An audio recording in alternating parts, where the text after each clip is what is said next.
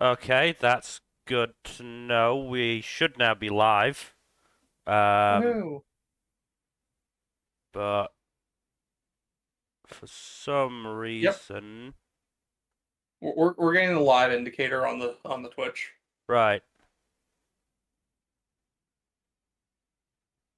Uh,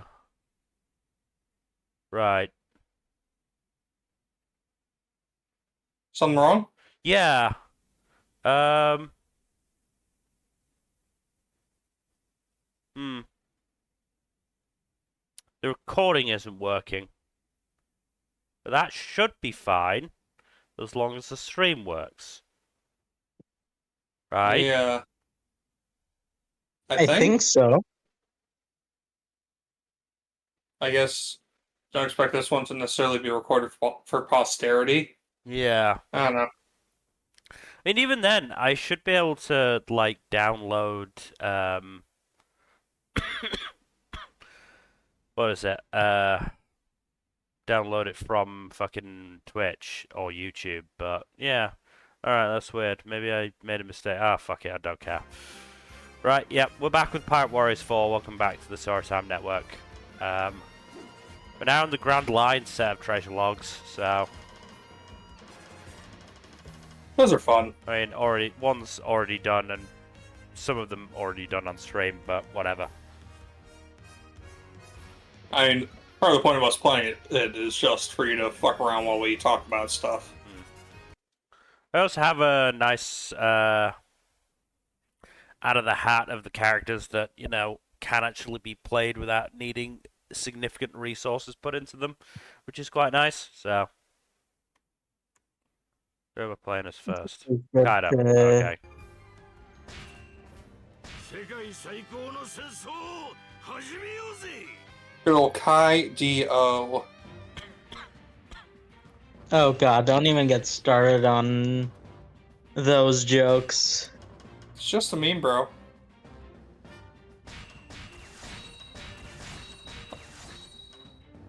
I would never say it seriously. I know, but it's just like it's one of those things where enough people do that I'm just like Yeah, those people are what dumb. happened? What happened to...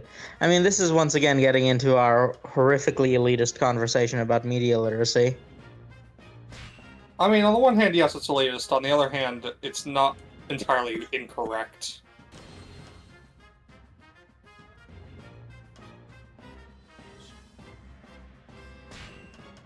Because some people just do not understand how to media or literate the media.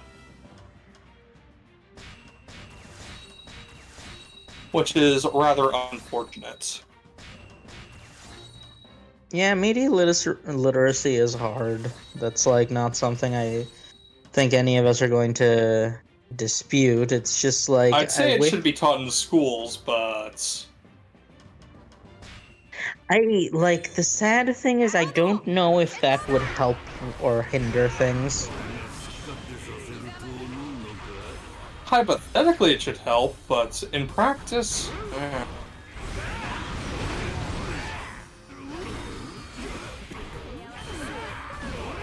Yeah, no, media literacy is an undervalued skill. Especially with, how things do be sometimes. I mean, just critical thinking skills in general are in short supply. Correct. That was pretty much the first thing I got taught on my undergraduate degree is critical thinking. And the importance of that in not just the degree, but in life in general. Yeah. Nah, it is extremely important, and, but for some reason, it's undervalued. I wonder why. Can't have anything to do with all the people who are devaluing, the arts and intelligence and literally, all the humanities. No siree, definitely can't do that. What? You're saying what are you trying to say that like anti-intellectualism is profitable for the small percentage of the population in power? Yeah, it's shocking. Not even the entirety of it, just a portion of them who benefit from being put into power and maintained in power by people who are anti-intellectually inclined.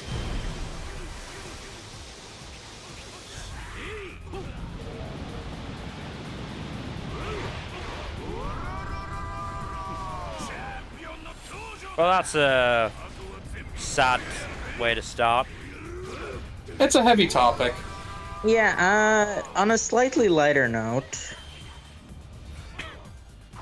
I could go into one skill that is still like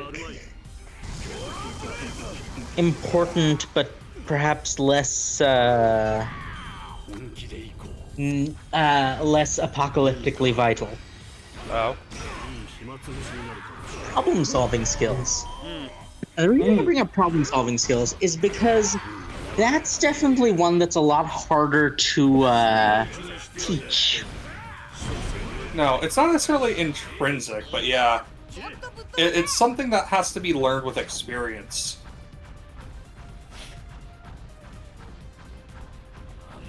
Yeah, I am personally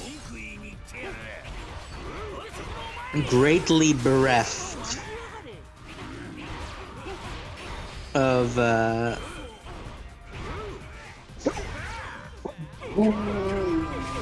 Oh, one moment, please. Hi, Biscuit.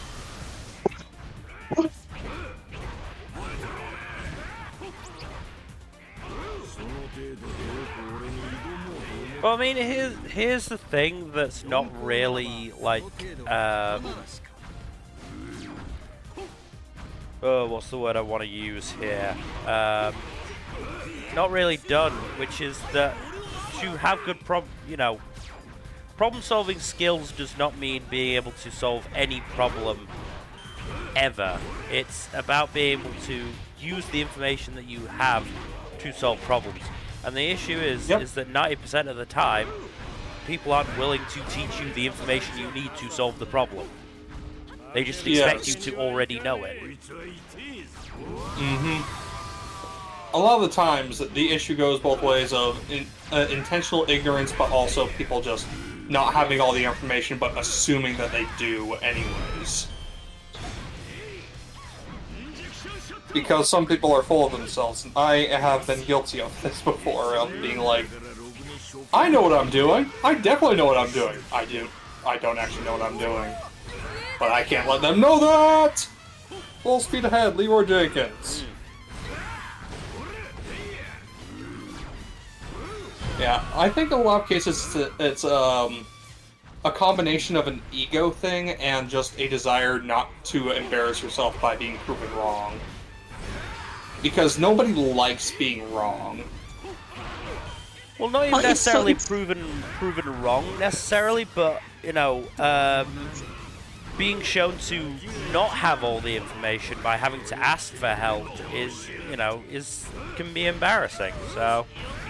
Yeah, especially in situations where you're assumed to definitely have all the information. Yeah.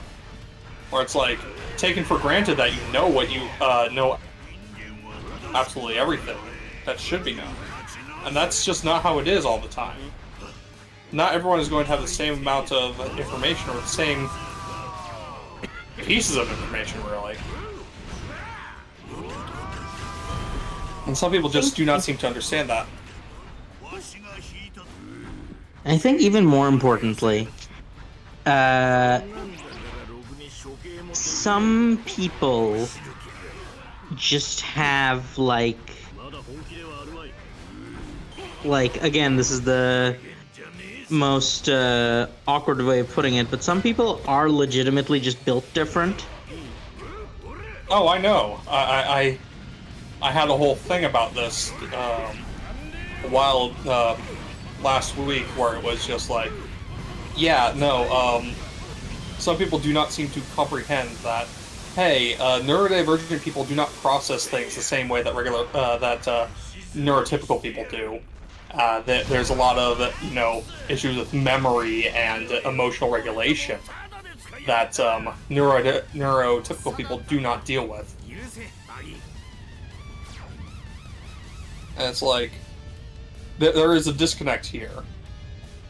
And some people just do not seem to want to acknowledge the disconnect, and rather assume that neurodivergent people are just obfuscating rather than telling the truth of their condition. I mean, to give you something of an example, when I first moved into my flat, so every morning I make myself, one of those protein shake containers. Yeah. Yeah, I make one of those full of chocolate milk. Nice. Because it means that I can have I have basically like over a pint of milk every morning, which is good for me. And whatever else Nesquik put in their fucking chocolate milk powder, that kids don't want to eat to get those vitamins. Well, I probably don't want to eat the stuff either, so it helps me. But I also take a multivitamin with it as well. And one morning I made myself the milk, came down, sat down, and went, oh shit, I forgot the multivitamin. Alright, I've got some stuff I want to take to the kitchen anyway, so I'll go take that. Went to the kitchen, came back, sat down, forgot the fucking multivitamin again, didn't I? Okay, get up. And then I think I did something else, went to the kitchen again, forgot the multivitamin, and came back and sat down, was like, fucking hell, that's a bad one for me. I've done it twice now. Got up and was about to leave again without the multivitamin until I finally went, God, I'm forgetting what I came in here to do in the fucking first place. Grabbed the bottle and got a multivitamin. But, that's the sort of thing. You can get up to do one thing, get distracted by something, and end up not doing that thing. You're describing the agony of my existence, man. That do be the ADHD brain, from what I can understand. It's so awful. It's so bad. Just like that is a particularly bad example of it for me, but yes. I remember one time I put a pencil behind my ear just for shits and giggles. Then 5 minutes later, I forgot I put it there, and I spent a good 15 minutes walking around my house looking for the pencil. Yeah. And I only noticed it after it was pointed out to me that I had it behind my ear. Yeah.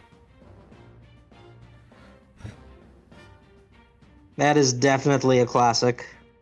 No, I've absolutely, put something down myself and then gone, wait, where did I put that thing? And just walked around the house looking for it. And I'm like, where the fuck did I put it? This is genuinely annoying now. I can't remember where I put it. And then you go, oh, yeah, it was there. Shit. The amount of times at my parents' house where I walked out of the door without my car keys. To my driving job that I have to drive to. The amount of times I walked out and forgot my keys and got a few steps out of the door and went to reach my keys to open the door and went, ah, shit. Not again. There are worse things to forget, because at least if you forget your keys, you have to go back to get them, because you can't exactly do anything without the keys. Mm-hmm. But yeah. Okay, so you guys can hear each other, right? What was that? You guys can hear each other, right? Yes. Yeah. Okay, so it's a me problem. I cannot, you guys keep roboting hard for me, so... Maybe you refresh your connection? I don't know how computers work.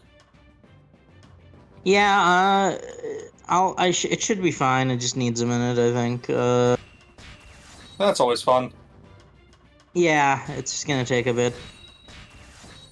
I mean, hey, I sympathize with computer problems or technology problems, given my last few days. Technology is not fun a lot of the time. Mm-hmm. I remember seeing that one joke about computer science, about this very the various sciences. Where I think the whole joke was, "Can you lick the science?" And it was like biology. Probably not a good idea. Don't do that. Geology, sure, that could be fun. Physics, you can try. Astronomy, look, if being able to lick Uranus gets us into space faster, go for it. And then computer science is, fuck it, we've tried everything else. Might as well give that a go. So yeah, computer science, I've talked about this before, but computer science is the closest thing we have to like actual arcane sorcery. I mean, I always remember that meme, well, multiple memes of, you know, basically coders going, this one line of code does nothing, but it is the load-bearing piece of code. Remove this at your own peril. I remember seeing something about someone making just a straight up load-bearing coconuts. Yes, a coconut image in a game code. They're just like, look, we have no idea why, but when we remove the coconut, the game doesn't work. So here it is. Yeah, it's like there's so many cases like that, and I'm just like, did we accidentally like invent wizardry? Except it's the lamest form possible. I mean, I remember seeing the whole, we live in the lamest possible, tech dystopia. As a thing that's been said. I mean, I also times. remember an episode of Futurama, I think it was in the Comedy Central years, where they were trying to, I think, what was it, Calculon died, and they were trying to bring back his soul from robot hell. Oh my god. And the professor went through this big, like, basically black magic ritual. And, like, one of the characters like, are you sure this is science? Yes, I'm sure. Stop interrupting me while I science. So that's what it's like for every coder, I guess. Yeah, and it's this whole thing, and it's so funny. Just like how, I mean, that whole episode is I think one of the highlights of that era of Futurama, because there's some absolutely fucking insanely hilarious jokes. I need to go back and rewatch Futurama at some point. It's been so long. Some of the first run has not aged well. I am aware. There's in particular one episode about trans people that is not good at all. Like, actually really, really bad. That Which is to be expected at this point. Yeah. Yeah, no, a lot of that humor has just aged very, very poorly. But yeah, I definitely, you know, even in the Comedy Central years, there's still definitely some good episodes. But yeah, so that Calculon episode is the one where Fry and Bender go down to Robot Hell and meet the Robot Devil to try and get Calculon's soul back, and the Robot Devil, so sick of Calculon's presence, goes, to win back Calculon's immortal soul, you must guess the number that I'm thinking of. It's between 1 and 3, not including 1 or 3. Is it M? Is he right? Yes, the number I was thinking of is the letter M.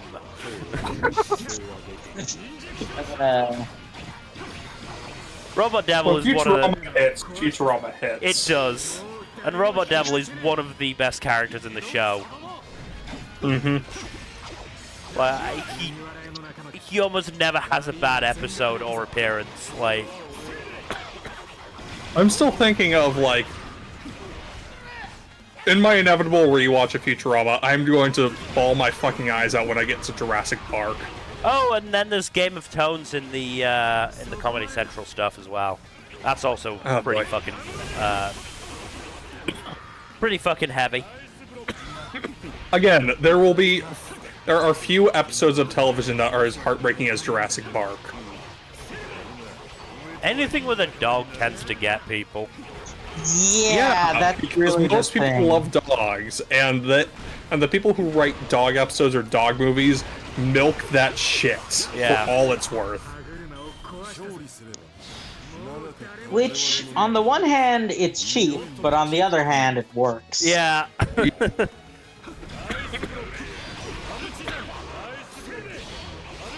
It's absolutely an easy way to get people to cry if you just include a sad dog thing. Also, very easy way to make you hate a villain. Yeah. Just have them hurt a dog. I mean, it's the Iraqi special. Also, the John Wick special. Like, you just say like he's killing these people because they hurt his dog, and you do not have to elaborate. Yeah.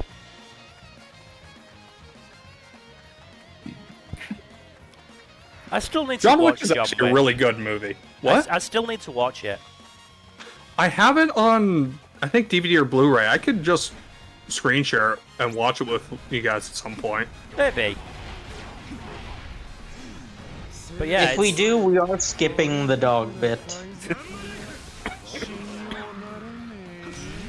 I mean, you can just mute for that, and we'll just tell you when to come back, if need be.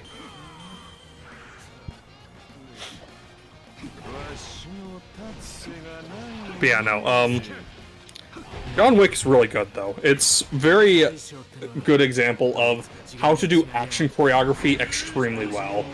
well, and that's surprising. it also stars all-round nice person Keanu Reeves.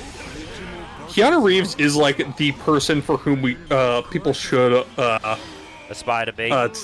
Yeah. Keanu Reeves is like the perfect example of non-toxic masculinity of in a famous person. Like he's such a great dude. Yeah.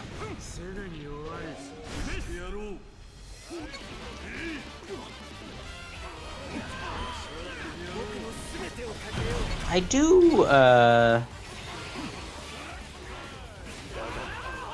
sometimes wonder, like, this is not specifically directed at, Keanu Reeves, but more so the idea of, like, Hollywood in general. There's gotta be, like, something broken in your brain for a lot of people to want to be in Hollywood, right? Mm-hmm.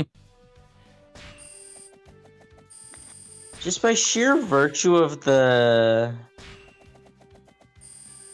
number of, like, things that can possibly go wrong, and like the number of like bad actors, metaphorical bad actors. I'm sure there's plenty of like literal bad actors, but those aren't the ones I'm talking about.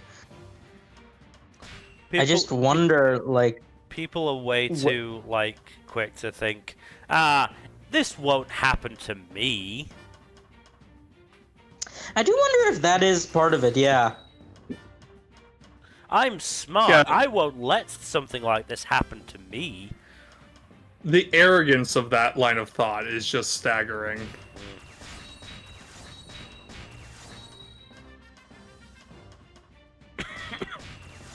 And it absolutely exists.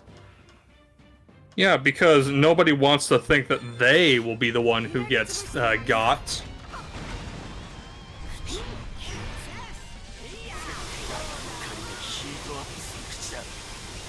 Yeah, it's definitely one of those things where it's similar to the because it is essentially like buying a lottery ticket, right?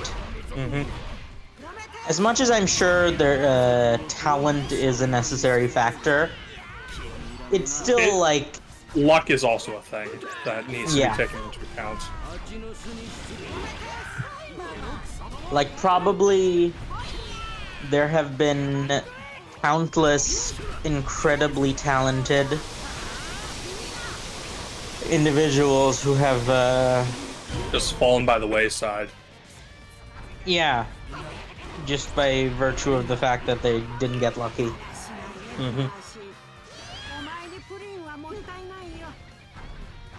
So I absolutely see where things could go wrong. For people, I just don't understand why so many people willingly subject themselves to something like that. They want to be famous. And that ambition, that desire to be recognized, is often people's undoing. Not always, but often.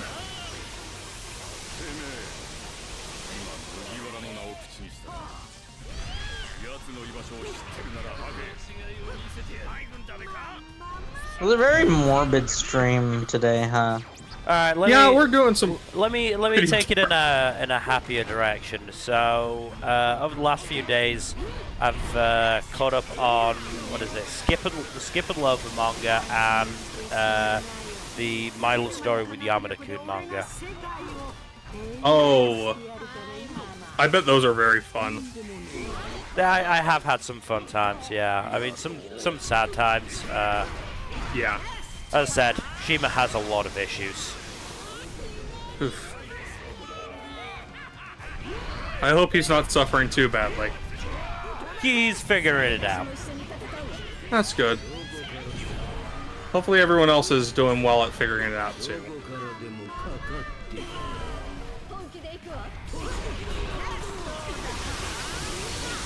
But yeah, how's Yamada-kun then? That's been good. I mean, yeah. I mean, it's been following the course really.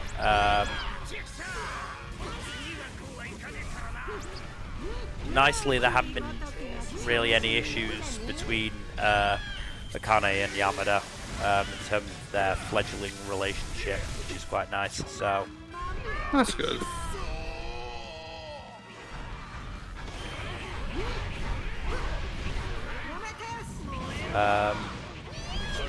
And there have definitely been some more arcs that have been focused on the game, which is also quite nice. Because that's one of the things that I did actually, I think, point out in the wrap-up or something is something I want to see more of. What little we got was always very fun. No, there's definitely been one or two more arcs that have definitely been more focused on that.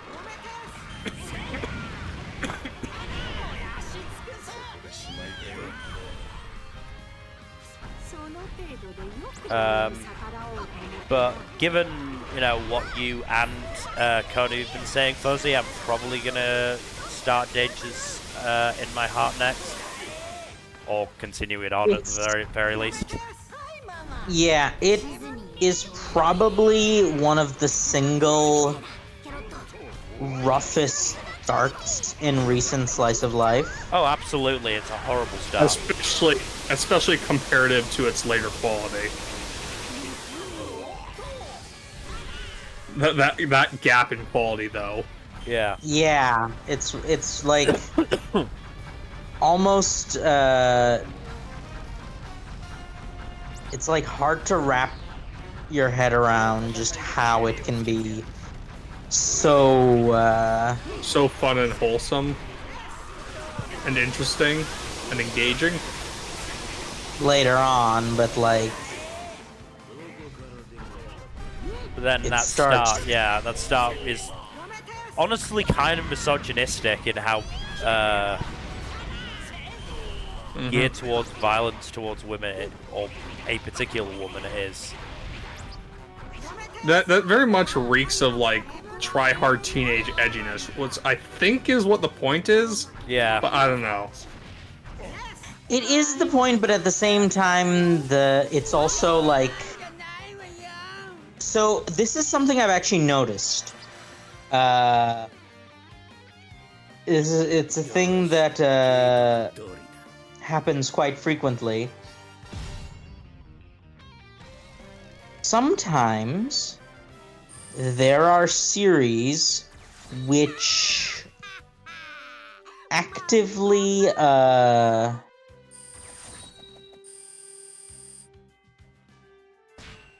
feel the need to include a gimmick of some sort early on. Yeah. This is very much one of those cases, I think, Yeah. where it starts with the whole gimmick of being super, like the character being super edgy, even though that's not necessarily like needed. I also wonder if there may also be a case of like the author tried to write what's his name? Oh, I've forgotten his name already. Main kid's like Ichikawa. Ichikawa's edginess like seriously, and then realized there was no way in hell it could be taken as such. Like it would always just come off as cringy and too try hard. Which, granted, that is a character development. You also have to bear in mind, it does take place in middle school, Yes. as opposed to high school. Yeah. This is like textbook tuning. It's like, well, it's actually not as textbook tuning in the sense that it's not like what a lot of people think of when they think tuning. It's more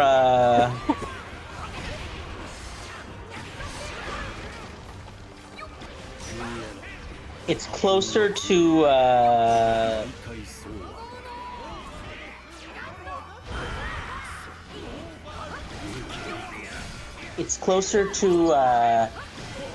what happens realistically to a lot of people, right? Like, the chuny stuff in most anime tends to be very exaggerated. Like, I'm sure there are people who express it in that way, but I can't imagine they're as common as a lot of the media tends to portray. Whereas this whole edginess to an excessive cringy degree, that is something that I have no problem believing happens to a lot of boys, particularly in that age demographic. Did either of you have anything approaching a tuny fade?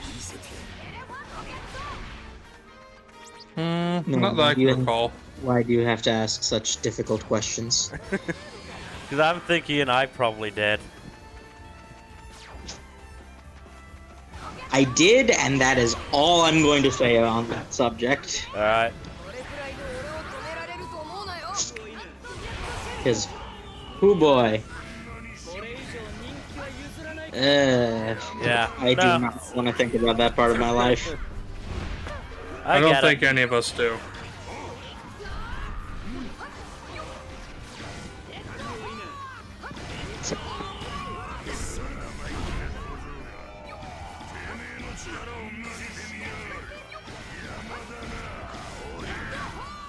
Go down, old man. I'm hitting you in the nuts.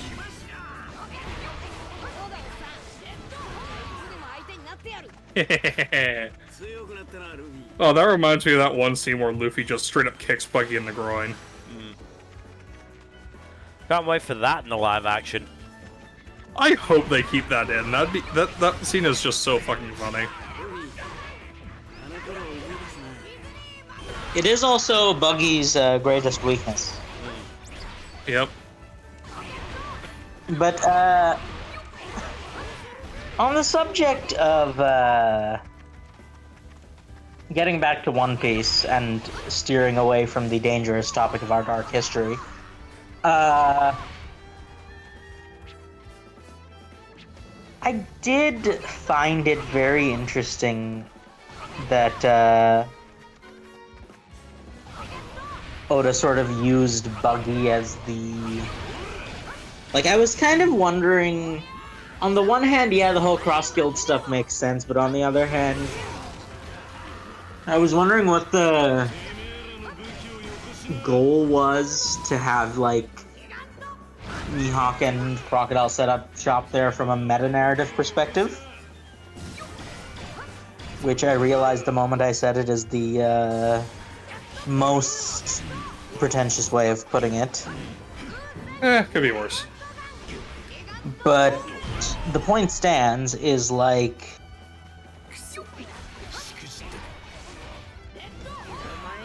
I don't know. Well, I didn't know where he was going with it, but then it turned out that he was sort of using Buggy as a contrast tool, which is very interesting to me because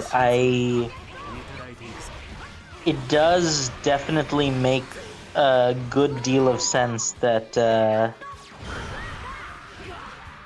Mihawk and Crocodile are definitely two of the more jaded and cynical characters in the series who have sort of lost their original spirit of adventure. And the fact that, and it like really hits home that Buggy of all people is the one who has to like snap him out of it. Yeah. Force them to move, to take action, yeah. Not so much snap them, not so much snap them out of it as serve as that contrast and like make them actually do shit, yeah.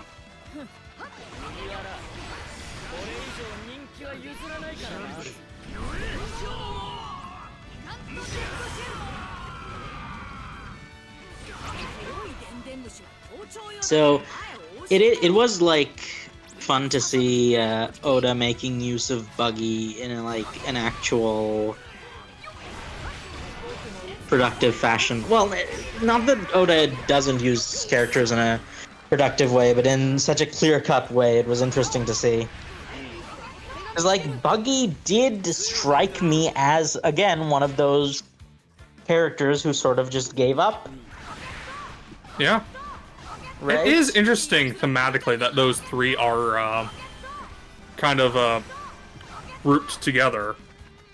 Because the only one who really seems to have actually, you know, like, gotten to any, like, achievement point is Mihawk. And even then, he seems more bored with his achievements than anything else.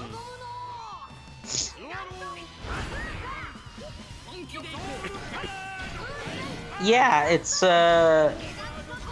even more so considering like Crocodile and Mihawk have both had their butts kicked by Luffy. Mm-hmm. Or Crocodile and Buggy, rather. But the way they handled it was significantly different, I feel like. Mm-hmm. Where... It is interesting. Oh. Say No, your go thing, and I'll say my thing. Well, basically what I was trying to say is, like, it's interesting that,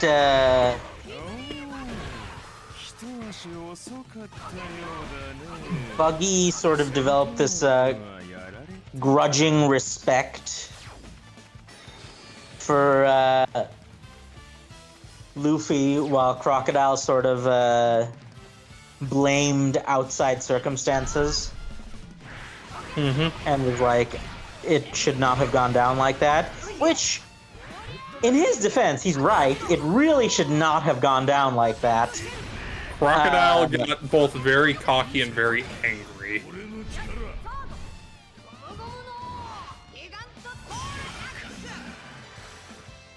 Yeah, he basically, like... He was a victim of his own hubris and rage.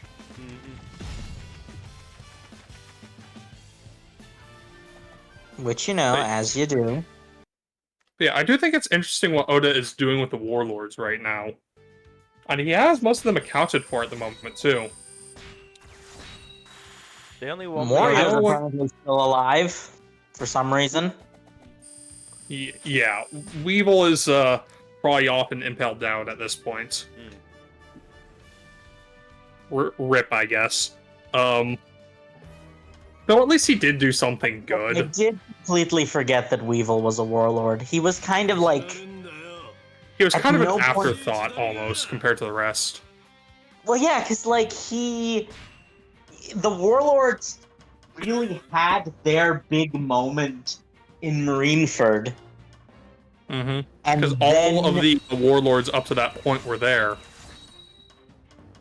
and then when there was the reshuffle, it didn't really matter as much because like by the time the reshuffle became relevant, the warlords as a system were dissolved. So it's like, well, Yeah, literally I the only guess- warlords who were really relevant in like the New World of One Piece were ones who were on their way out, or Doflamingo, who was always one of the stronger ones.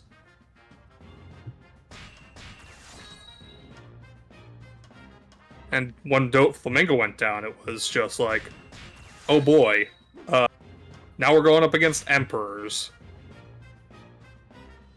But it is interesting. Like, we know where most of the former warlords are at this point. Because we have Mihawk, Croc, and Buggy in Cross Guild. We have Weevil and Dofi in Impel Down. We have... We don't know where Hancock is at the moment. She was last on Amazon Lily. he's but we probably like getting up to some stuff with Rayleigh. Yeah, I would not be surprised if she was relevant for Egghead for whatever reason. Moria, I believe Kobe helped break him out. Blackbeard is an emperor now, of course. Law got his shit wrecked by Blackbeard. All right, I completely forgot Law was a warlord as well. A lot of people do, to be fair. And And Jinbei is with the Straw Hats. I'm pretty sure that's all of them. All 11-7 warlords.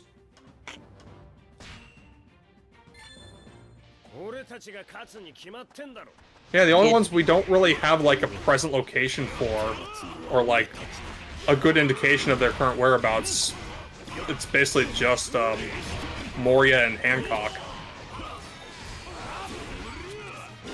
Or in the wind, as it were. They are, I think, the only free agents at this point amongst the warlords. Hancock's former not really a warlords. free agent, though. She does have an entire nation of people to I carry. meant relative to the existing factions. I honestly Well, thought yes. you were going to say an entire shrine devoted to Luffy. Well, no, that we know she has that. That's just a matter of course. That's like not even a question that she has that. I mean, I would not be shocked if at some point she showed up and officially declared an alliance with Luffy. Because she has no reason to have even the pretense of denying that she has she has a connection with Luffy at this stage. Luffy is more likely to not deny that they have a connection than she is, though he wouldn't, because he does think of her as a friend. She just has not come to the tragic realization of her existence in the friend zone. Yeah. Luffy's just a friendly guy. That's why he's so quick to tear down entire kingdoms, because like he makes friends very easily. Oh god, Yes. is Luffy and Hancock's relationship a parasocial relationship? It might be. No, because they've like actually met in real life and interacted in like. Also, I would 100% see like Luffy just straight up tearing down the world government for all the shit that it's done to his friends. Because it's fucked over many of his friends. But yeah, I think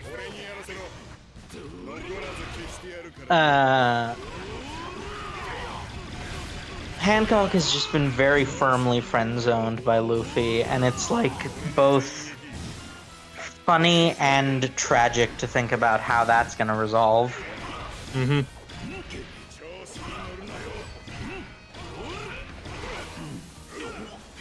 It's unfortunate for her, but it is what it is. Like I said, it's just very funny. Mm-hmm.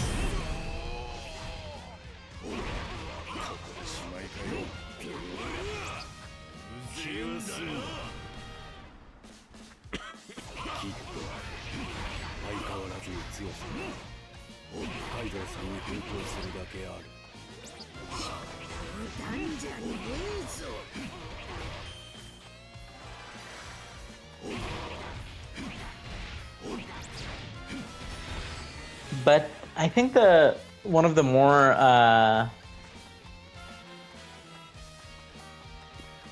interesting parts of that. Yeah, go ahead. I'm curious as to what Oda is going to do with Moria, because it's pretty clear that like Blackbeard imprisoned him, so Moria clearly rejected his offer. So it is curious what the hell is Oda going to do with him, because there's no clear path of like a direction he could go. Maybe he'll join Cross Guild or something. I don't know, but Well, that's assuming he even makes it out alive. we actually have not seen Moria since the Wano interlude. Yeah, that's why I'm like, there We is do have actually not, confirmation that he was alive and imprisoned, though. Because Perona explicitly needed Kobe's help to bust him out.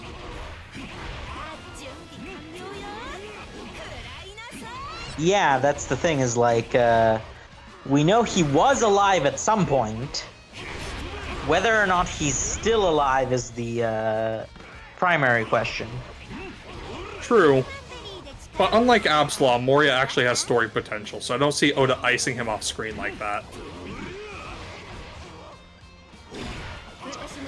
On the one hand, I agree with you, but on the other hand, he's never really been the most important character.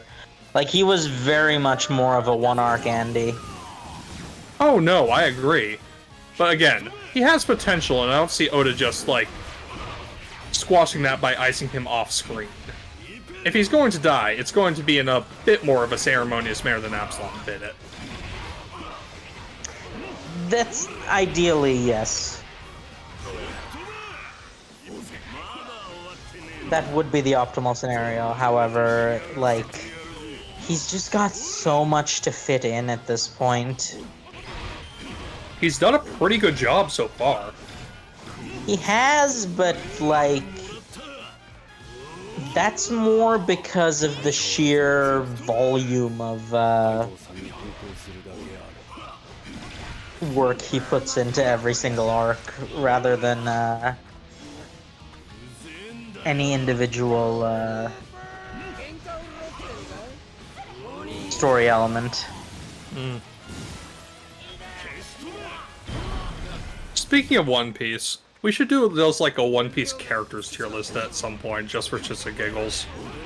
I hope you're ready for it to take like a month. It's going to take 5 streams, yes. Oh, I don't deny that. I have zero doubt it'll be a long-ass haul to get through that whole thing. Especially since some characters will require quite a bit of discourse. That horse will have quite a few discs.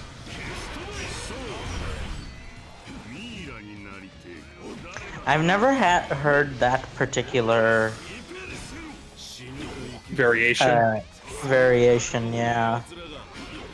Well, it's harder to get disc horse across on like a verbal thing than it is in text. So I decided to make it more obvious. No, wouldn't it be harder to get through in a text than verbally? Disc horse? It's literally just it's literally just spelling it differently. Just spelling it Okay. phonetically. If you're spelling it, yes. If you're spelling it, sure. I was more thinking along the lines of what if you were to Do I something don't know. funny. Yes.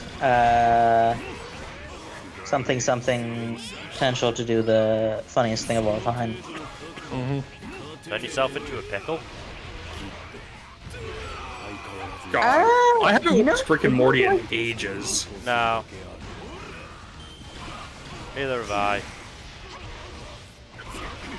I do still watch it, like, on occasion when I'm in the mood for some mindless content, but, like... I love It's how you describe it definitely- as mindless content when so many people are pretentious about that series. Yeah, that's really the thing, isn't it? Is, like... It's one of those series that is, It's better the less you think about it. Which is definitely not what a lot of the fans of the series are going for. But, like, they can be in denial all they want. That doesn't change the fact that it's true.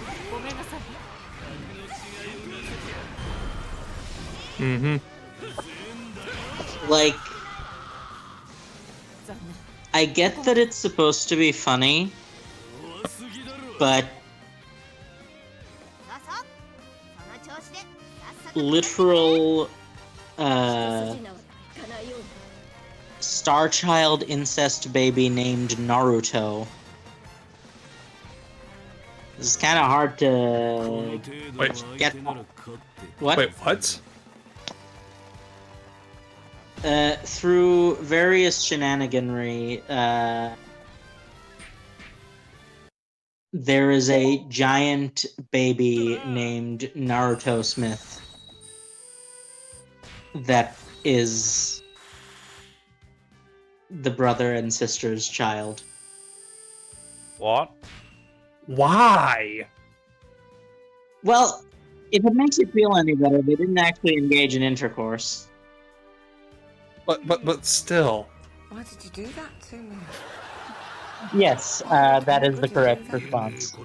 Yeah, it's a whole thing. I But- don't know if I want to know. No, you probably. Well, okay, it's very simple.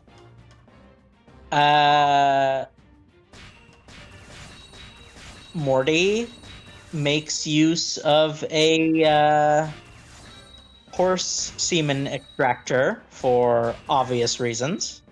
Yes, obvious Teenage boys be horny. Yes, because he's perpetually horny.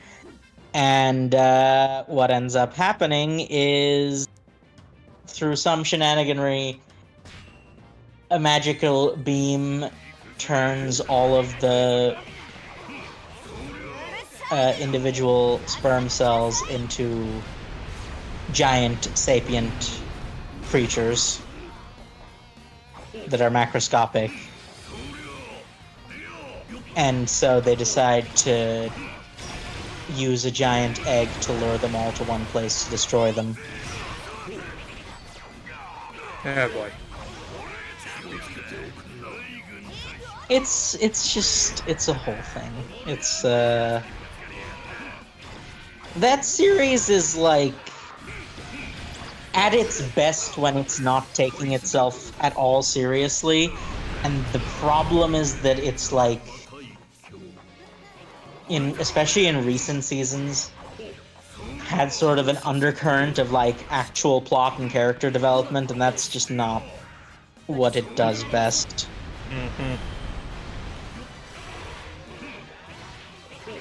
No, what does best is make memes. Even if the memes can get real obnoxious. Looking at you, Szechuan sauce.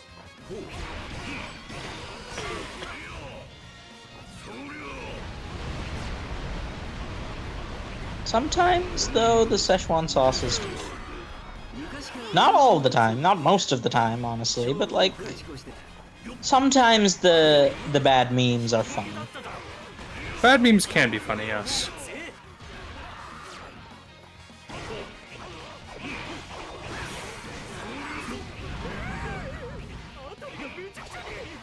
The problem is all the times the bad memes are not funny. That's when you run into problems, really. Mm.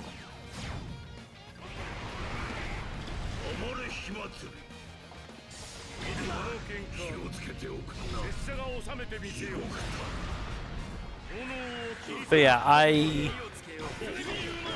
feel like I watched, what was it, like I think it was season 4 or something like that while it was airing, and then like just never felt really need to go back. I think I stopped sometime around season 3.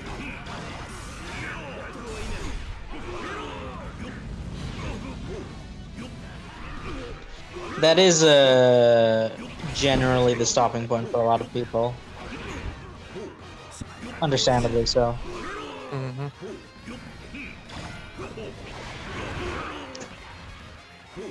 Ace deserved to be donated. Oh wow, okay. I'm sorry, I really fucking hate fighting him. The Well, most obnoxious person to fight in this game. All he does is knock you back. With his stupid Knockback is fire always abilities. annoying. And because he's Logia, he has super armor. Oh, that's some bullshit right there. At least it's armor and not just pure up, straight up invulnerability. Could be a lot worse.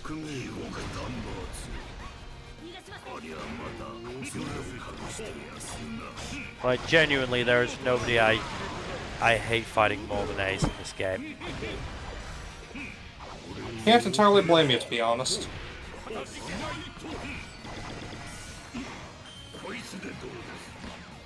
If a character is built particularly obnoxiously in a fighting game, it's like, yeah, you're gonna hate them. I wouldn't call this a fighting game, but the point does stand.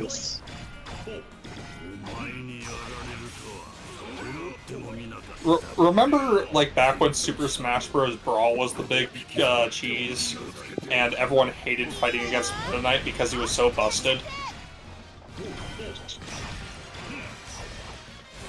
I don't, but that might just be because I don't really. I've never been a Nintendo Smash player? No, I've never seen a Nintendo console. Really, like. Yeah, I've never. Yeah, now that I think about it, I have never owned a Nintendo home console. Huh.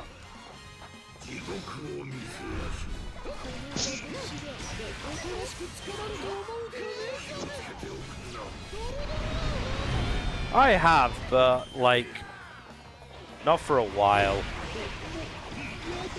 I had a DS for a while, and then swapped it to my brother for an iPhone.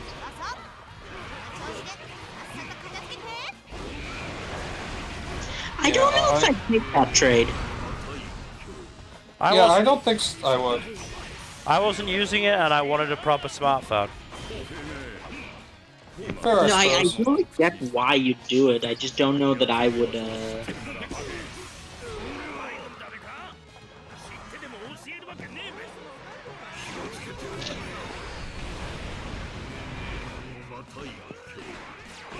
Honestly, at the time, I thought I was getting the really good deal. So.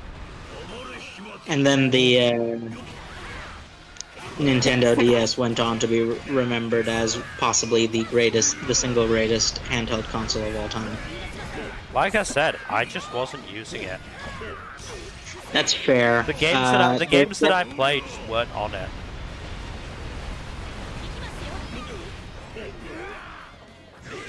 No, that does make sense, especially because the DS is a game, especially where, the DS is a console where you tend to. How old were you at the time? Like, so this was probably when I was 13 or 14. Yeah, that does make sense because the DS is sort of a one of those consoles where it's easier to appreciate when you're either very young or an old ass like us. I'm fairly sure my brother used it to play Pokemon. I'm not shocked.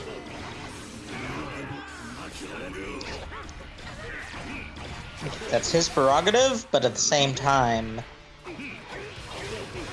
look, you know what? Let's like make some enemies today. Oh boy. I think the Pokemon series is overstayed its welcome.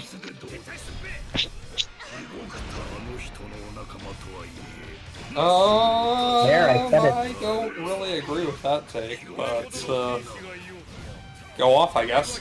I mean, it's one of those things where, like, the actual base, like,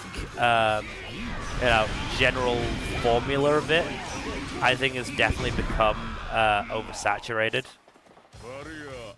In that they keep releasing the fucking games, like, every year or two, without any breaks. I think they should scale back the releases for sure. Oh, absolutely. But the what partially brought this on is that I saw a video recently that really brought home how much has changed in the Game Freak sort of mentality and dev history.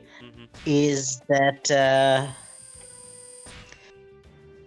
it wasn't until last year that some of the in-depth details of Pokemon Ruby and Sapphire on the GBA were cracked, despite people having access to the source, to the like breaking into the code and everything. It still took someone manually doing experiments to uncover some like secrets and like cool things. And meanwhile, in like, God, I sound like such an old head, but it's kind of true. Where now what you've essentially got is just a series of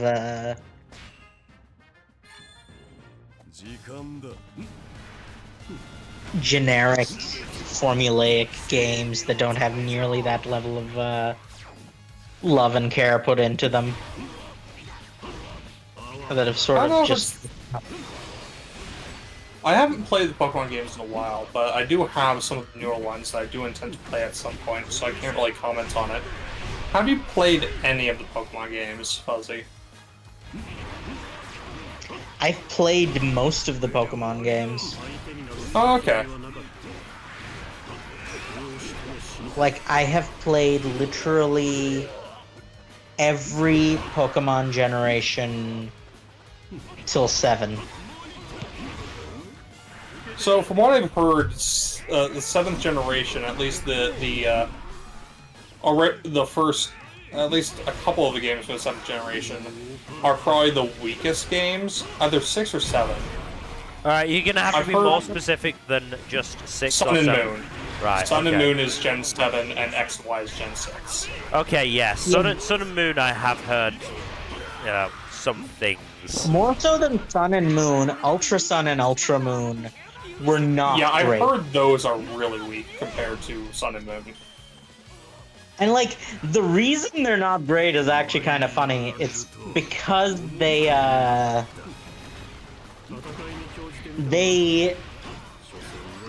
sort of eliminate, like, they sacrifice the most sympathetic and well-liked character's entire story arc in favor of one of the many MILFs in the game. To be fair, the game does have a lot of MILFs. It really does. More so than you would imagine. I'm not going to complain about that. One thing I do wish that they did was port the older games to the Switch, because I don't see a reason for them not to, because it's an easy way for them to make a shit ton of money. Well, there is a reason not to, so that people have a reason to buy the remakes out of nostalgia rather than rather than just play the old ones again, because they can definitely charge more for the remakes than they can for the. Well, even then, like, they could port the remakes to the Switch too, because most of the, like, Gens 1 through 3, those remakes were pre-Switch. I'll be back, by the way. Okay. Like, Fire Red and Leaf Green, the first generation of remakes, those were Generation 3. Those came out, like, right after Ruby and Sapphire. So, like, those were Game Boy games. Game Boy Advance, rather. And I remember playing them on the Game Boy Color. Well, I remember playing, what was it, Yellow, I think, on the Game Boy Color? The first two generations were Game Boy Color. Yeah. I still miss And then my Game Boy Boy Advance Color. was Generation 3. And then Gens 4 and 5 were DS, and Gens 5 through 7, I believe, were Switch. were 3DS. Oh, 3DS. Yeah, 5 through 7, 6 and 7 were 3DS, and 8 and onwards are on the Switch. So Generation 8 was Sword and Shield, and Generation 9 is Scarlet Violet.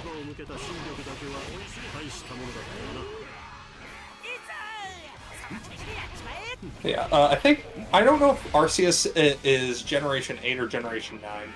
I don't remember.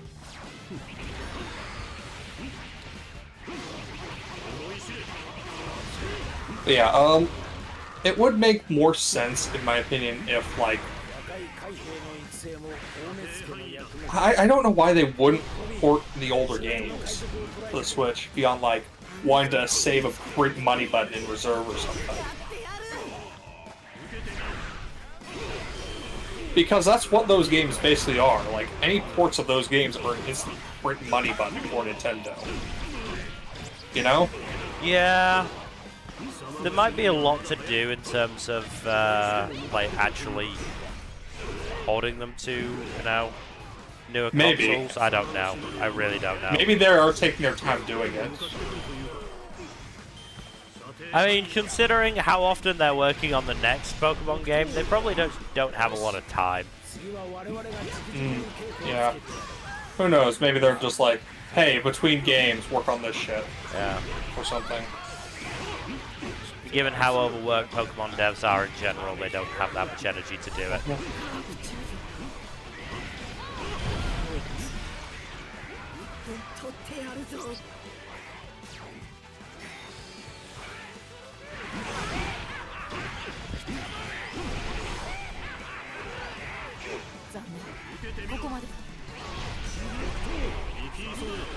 How did we get onto Pokemon?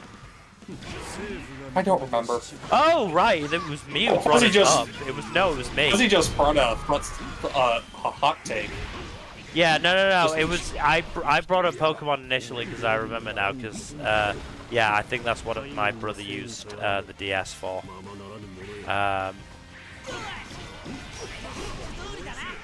And then yeah, Fuzzy went into his hot take. I mean, it's not the worst hot take to have. I mean, I've tried to play Pokemon games. I just don't have the patience for it. They are very long games. So they are a big time. So I get that. It's not even necessarily that. It's the. They do also require a lot more focus and patience than you'd expect from a game of such a large simplicity. But it's the sort of. Is it the meta stuff? It's not the meta stuff. It's whatchamacallit, that you sort of have to, you know, make the story yourself. like beyond like the couple of or the meetings you have with your rival after every gym sort of thing, or every so often, there's not really much in the way of story. No, it's very much a thing of, hey, well, there's only really two overarching plots in a given Pokemon game, for the most part. Yeah. It's the journey up the league and dealing with the criminal organization. And you usually finish the latter much earlier than you finish the former. Yeah. So I heard in Generation 5 they kind of come in parallel with one another. And as a result, that's something I'm really not good at in games. So I have struggled with Pokemon games.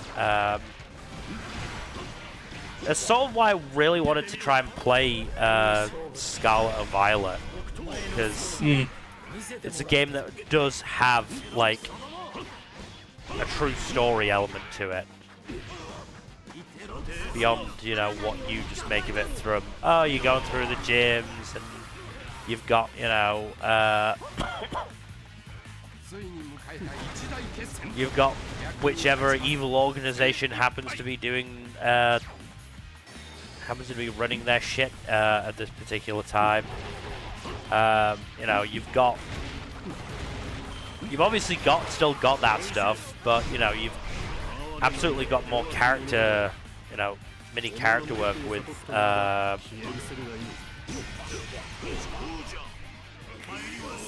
Dog Boy and Goku. That's all I'm gonna Goku. I can't remember their names, so that's just what I'm gonna class them as. Oh yeah, yeah. Sad Dog Boy and Girl Goku. Mm-hmm.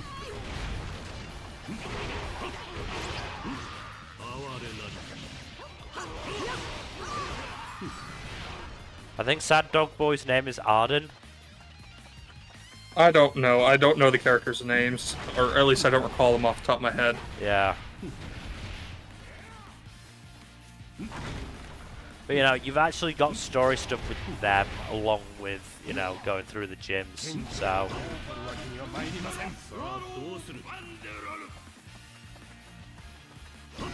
So yeah, I do want to give it a try, but it relies on it being emulated well, so...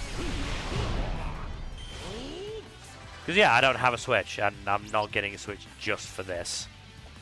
Mm-hmm. Switches are expensive. They are. To be fair, I haven't checked the price of a second-hand one. Second hand is almost always like substantially cheaper than first hand. Yeah.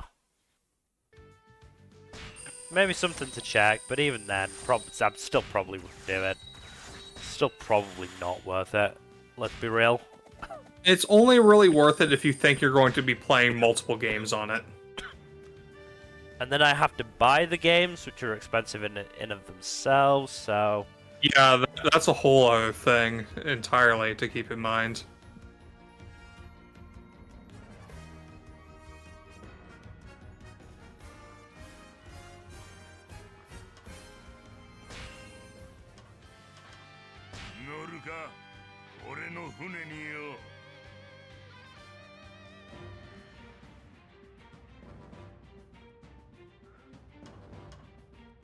Oh boy, lots of nice clusters of enemies. Oh boy. Who are you playing as? Whitebeard. Oh. Oh, you're gonna have fun with that.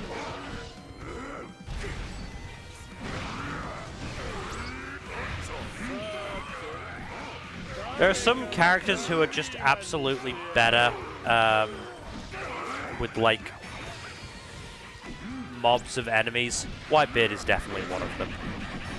Whitebeard has such wide, sweeping attacks. I mean, a couple of missions ago, I think I played as Kid, and it was one of the missions where I had to kill a certain amount of enemies each mission. And yeah, it didn't go well because he's not a particularly good one for that. Especially not in a. It was a particularly like spread out map as well, which didn't help. This is a pretty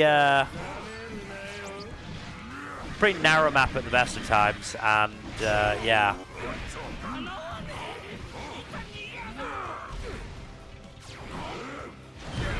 Bye, Parasparrow. Rip. Oh wow, Nintendo Switch is only $200 new. Oh no, that's a Switch Lite. Regular Switch is $270. Which is not that bad, actually. By console standards. By You could probably get it for a standards. good, like, $150 used.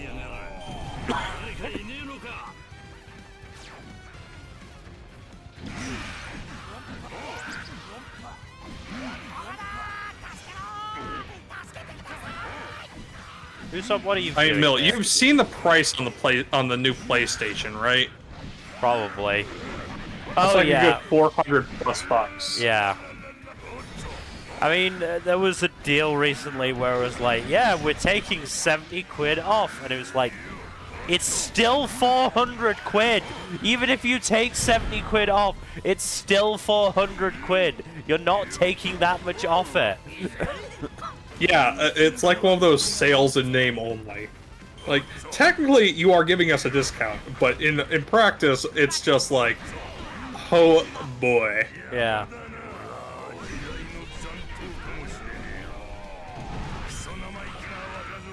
Do you think Fuzzy has just straight up disappeared at this point?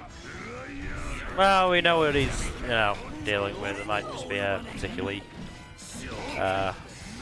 rough issue. Or it might just be him walking the dog, we don't know. Hard to say for certain.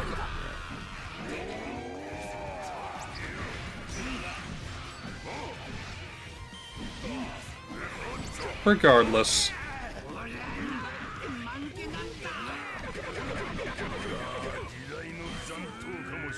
I probably am going to watch the latest One Piece episode after this, actually, now that I think about it. It would be good. If you don't want to get screenshots, you don't have to, but you might want to. Just because of how wacky some of them are.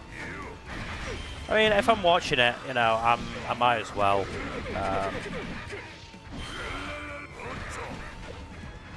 Well, let me know if you do. I'm still thinking of getting that, snapping those screenshots tonight.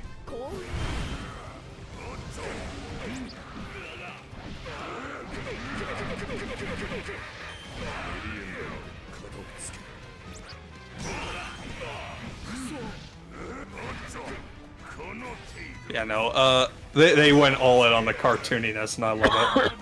Sure they did.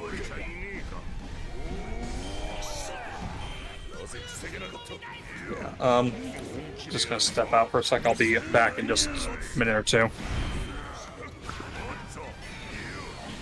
Now I've been left alone.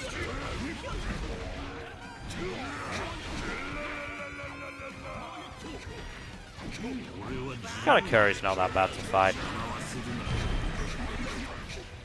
Doflamingo can be a pain, but he's not the worst.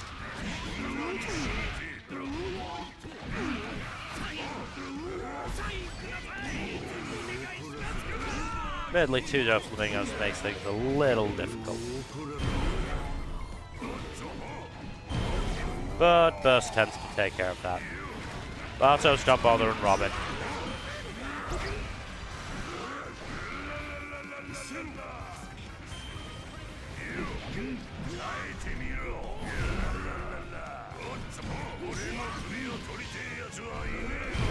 Stop bothering Robin, Barto. Rude.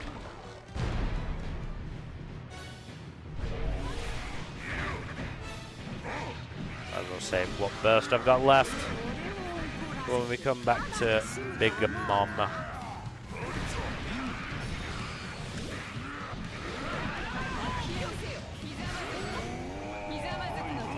I almost be tempted to let her come to me, but I know how slow. I've played her. I know how slow she moves.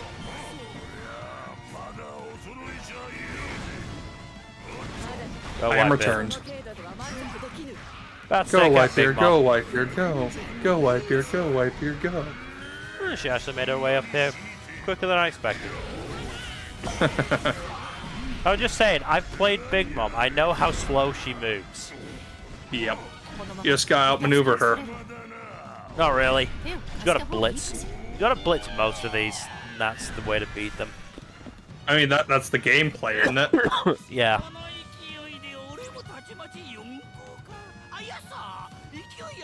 Yes, Buggy, I do, and so does Oda.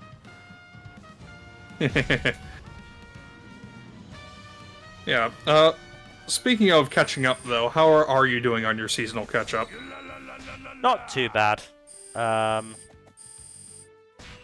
good. I mean, I've still got a lot of it to do, but I've got both to rest of today and all of tomorrow, so should be fine.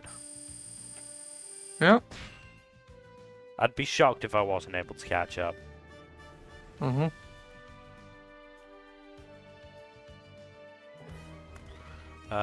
What have I watched so far? Seven Spellblades, Ayaka, Undead Murder Files, Jujutsu Kaisen, and Sacrificial Princess. That's what I've got up on so far.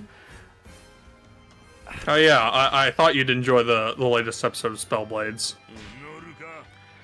Well, If for no other reason than catharsis by proxy. Catharsis, yes, and just holy fucking shit, that took a turn. I still take issue with it. I think the pacing is too quick. A lot is happening in what feels like a very short period. Like, in-universe short period, but, like, can't deny that it's interesting and exciting. Oh yeah, no. It was a very good episode. I mean... But we'll talk about that more on Saturday, I imagine. Yeah. I mean, I absolutely want to, whatchamacallit, read it's light novels, isn't it? It's light novels, yes. Yeah, I want to read the light novels, because I feel like that'll be really interesting. Reign of the Seven Spellblades. Yeah, basically anime Harry Potter, but better.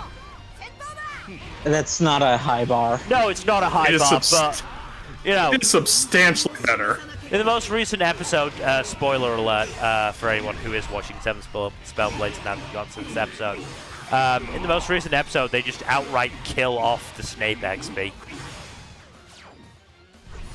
Oh, it's like straight up. No, like genuinely, it's like, okay, this is quite Harry Potter.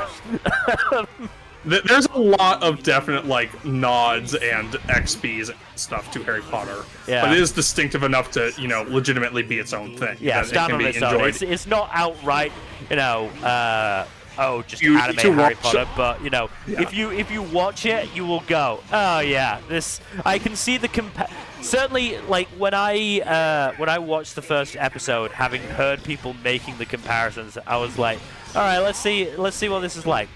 Alright, I get the comparisons. Yeah, no, the comparisons make sense. But yeah, no, I would compare it favorably to Harry Potter, for sure. Which, again, as we've established, not the highest bar in the world. No, it's not. Yeah. It absolutely isn't. But I'll take my wins where I can get them. No, absolutely. That's just how we have to choose to live our lives sometimes.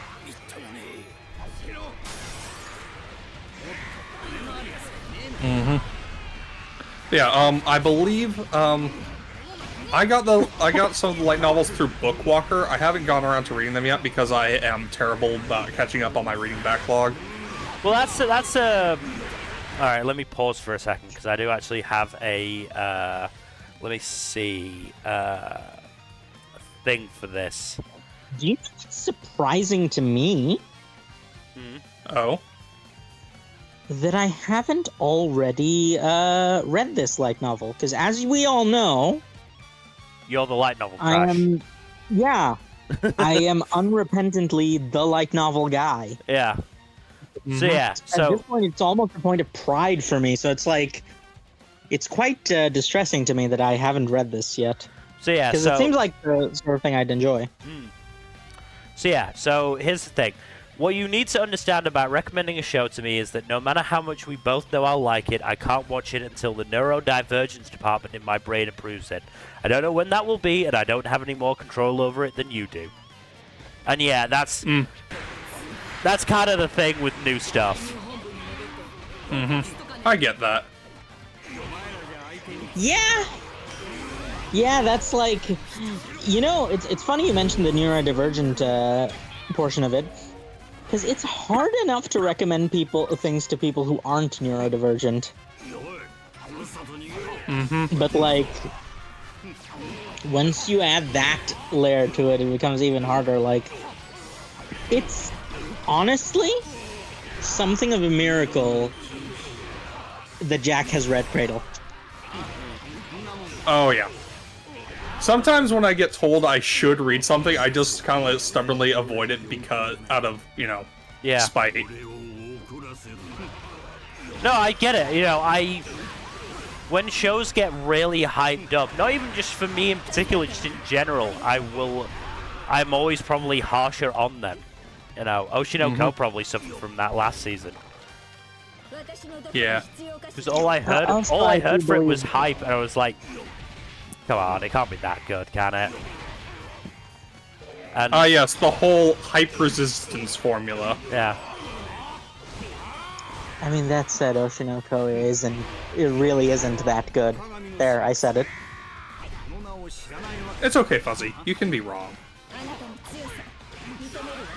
We've established that while many of my hot takes about what shows are bad are considered hot takes, generally my takes on what series are good are agreed with.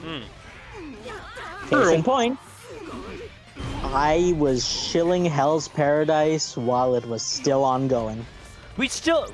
Fuzzy, you and I still need to talk about the entire series of that. We should wait, did they? Oh, right, because you read the entire thing. I just ended up reading the manga. I still need to get around to doing that. I would keep recommend forgetting. it. It's good. I genuinely enjoyed it. Yeah, I just keep forgetting to read it because, Again, forgetful Fred here. neurodivergence, department hasn't approved it yet. Look, if I get into something, I tear through it in a matter of days. Sometimes. No, I get it. into- I read Hell's Paradise in like 2 days. I would have done it quicker if it wasn't for that stupid fucking Viz limit. And the fact that Hell's Paradise has so many fucking 0.5 chapters. Ah, that's the worst. Like, genuinely, I mean, it that could was be the worse. only It could reason have I been- didn't finish. Only reason. I would have finished otherwise. I would have finished in a single day otherwise. But no, fucking 0.5 chapters, which, the art was nice, but, it wasn't worth taking an extra day to finish it. Right in the middle of the climax. That sounds like fun. I do find it kind of hilarious. I that, had like 9 chapters left, and suddenly I had to stop. That's the I do find it- worst. I do find it kind of funny that our complaint essentially boils down to we love the series, but at the same time, it's a little bit annoying that the author decided to have a healthy work-life balance. To be fair, I'm complaining less about that and complaining about Viz's stupid chapter limit, as I always do, because I hate that thing. Like, Look, it could be so much worse, Mill. We know it could be so much worse. I know it could be so much worse. That doesn't mean I'm still happy about it. I mean, I remember you were talking about it with somebody in the TFS chat, and it was like, oh, there's a 100 chapter limit, but you probably won't reach it. I almost never do. And I'm sat there just like, I pretty much hit it every time I try and read something. Every single fucking time. See, whenever I It's the try to pain of binge my something manga reading hardcore, existence, damn it. look, the ADHD is something fierce to me. So I, unless I'm like hyper focusing on something, I am not going to sit down for several straight hours and just blaze through it. I mean, But sometimes 100 it does chapters. happen, and that's pretty much the only time I've ever hit the limit on Viz. 100 chapters probably shouldn't really be taking you several hours, maybe like 2 or 3. Regardless, most people aren't going to hit it because they don't spend that much time reading manga in a given day. Weaklings, all of them. Hey,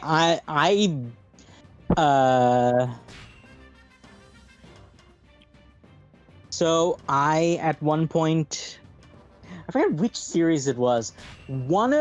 Definitely one of the big 3 I binged. I think it might have been because I was an anime only for a lot of One Piece.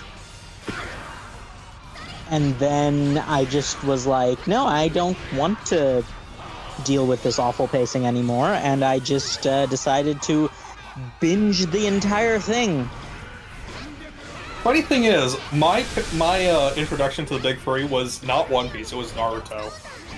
No, that was everyone's introduction to the Big Three in the West. Yeah. I read I actually watched the anime, I was like, I need more of this, I will read the manga instead. I read the manga.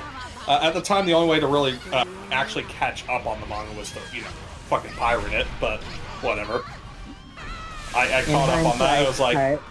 In hindsight, I don't really want to give Kishimoto any more money anyway, so it's fine. Yeah, then it was like, ooh, One Piece. I saw a couple episodes of that on television. It's like, you know what's like this. funny? I'm going to binge this on the manga front. Do you know what's funny? I already have figured out that I'm going to win the good taste argument regarding the Big Three. Why's that? My first Big Three series was One Piece. Not only was my first Big Three series One Piece, I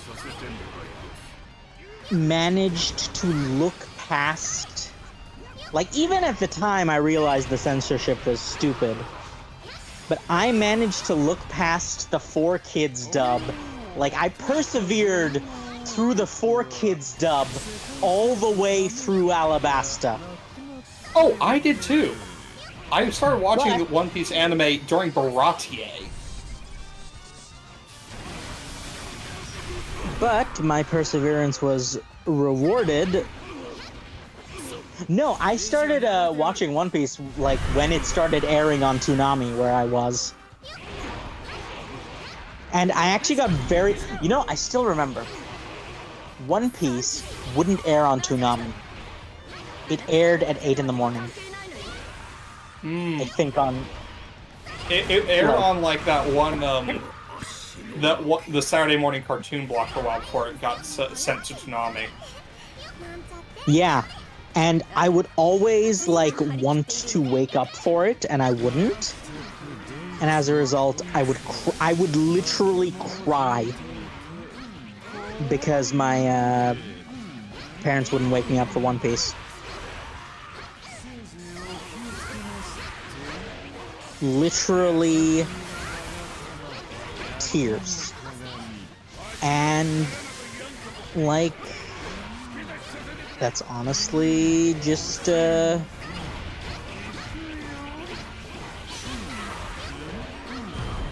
how I feel it should be at this point, because if I hadn't cried those tears for One Piece, then I probably wouldn't have, like, pursued it as vehemently when I had internet access, and as a result, I don't think I would have, like...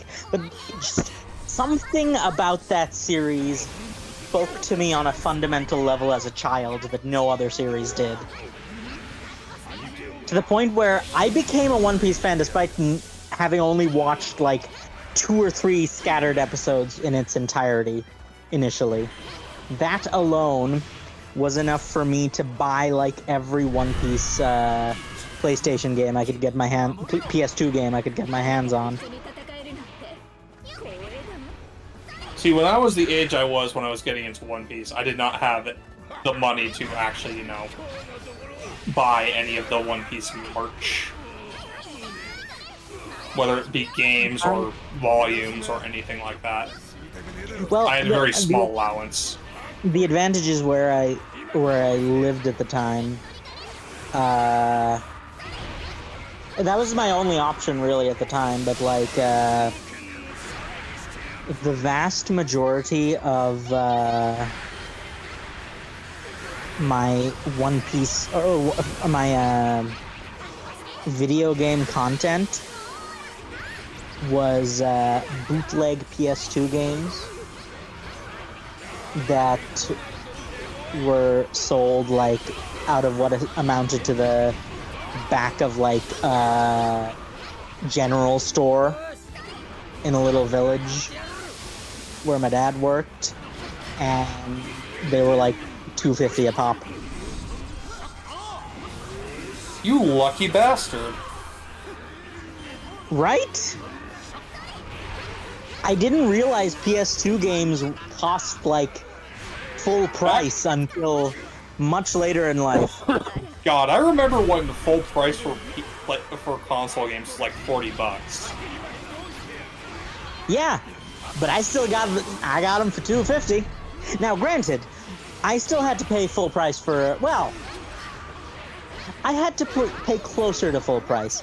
Because they were still bootleg, most of the most I had to pay for a PS3 game was like $40, I think. But like, they were generally closer to 25.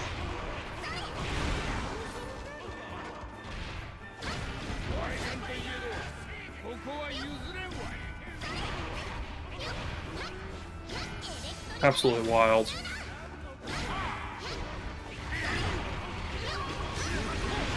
Yeah, turns out, there's a reason people pirate things. Meanwhile, my only real experiences with anime as a kid were the Yu-Gi-Oh anime, which was then kicked off the air for GX, which I didn't like, so I boycotted GX, and had some VHSs of had a VHS of the first Pokemon movie. I remember that much. I remember watching that movie in theaters. But and then I think I watched some sort of like scattered episodes of Dragon Ball Z, and I think the Saiyan Saga, and getting confused about where the dragon was. Bill, the Dragon Ball is in the title. It clearly refers to the dragon's testicles. They were looking for the testicles to give back to the dragon, obviously. Well, they weren't looking for many testicles either. They were just sort of standing in a wasteland. They do that a lot, don't they? Mm-hmm. Like, I vividly remember the Dragon Ball Z wastelands. Oh yes, those are fun. Yeah, they're the one map in literally every DBZ game that everyone remembers.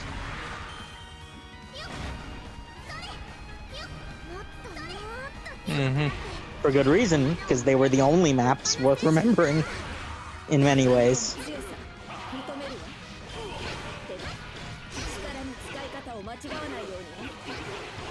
But yeah, like So, let me try and do... Okay. So, in hindsight, it's very odd that I'm an anime fan.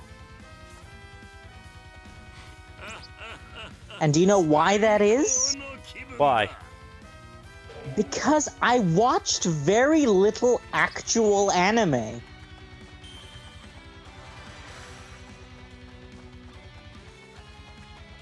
Now, let me explain my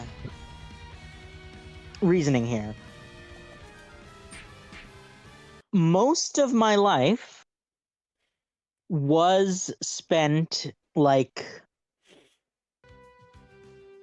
with the idea of anime more than actually watching it. Because what would end up happening is I would like see the ads or see an individual episode like once every couple of weeks. And yet somehow that captured my imagination enough that I was like, yes, this is my favorite medium now. I remember when I was a kid, we had stuff like Teen Titans and Avatar The Last Airbender, which were very anime-esque. And there were a bunch of other anime-like cartoons coming out around the same time as well. So that definitely was like an influence for me. What's funny is that, like, so for some reason, Avatar completely passed me by. I don't know why. I think it's just because I didn't have Nickelodeon for the longest time. Might be it. But, yeah, Avatar basically completely passed me by.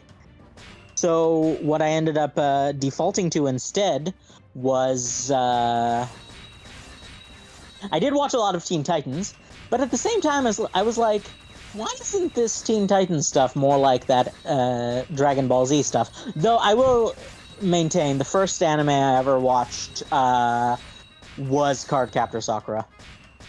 First one I watched was probably Pokemon. Maybe Yu-Gi-Oh! Yeah, because I distinctly remember Cardcaptor Sakura was on TV where I lived before Pokemon was. Mm-hmm. So it's like very very clear recollection for me.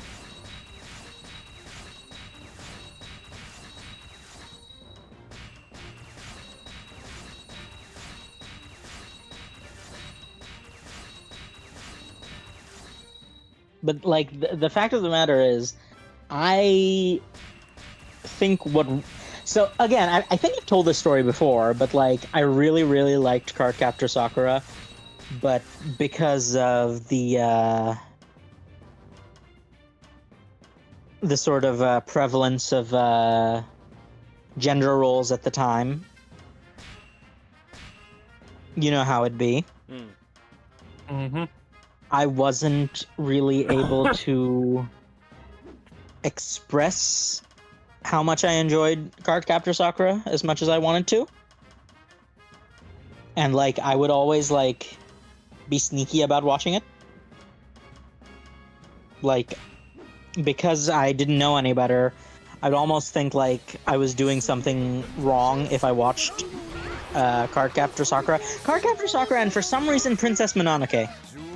Princess Mononoke is really good.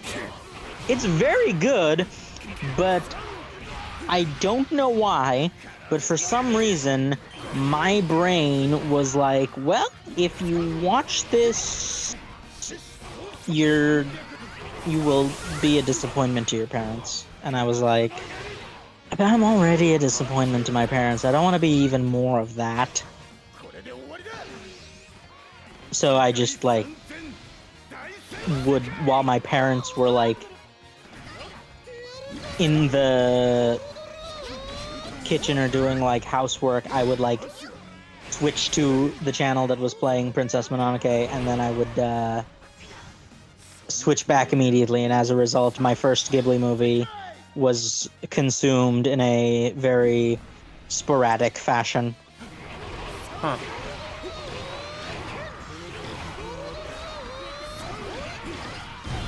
My childhood had some very weird energy in many parts of it. Everyone had some weird stuff going on in their childhood.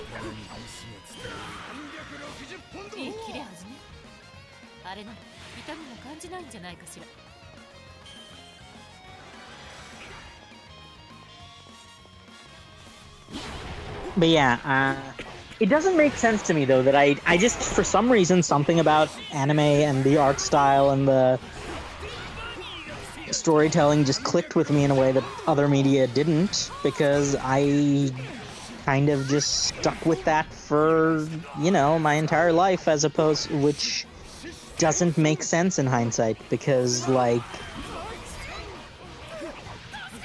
I didn't really consume that much actual anime over the course of my formative years.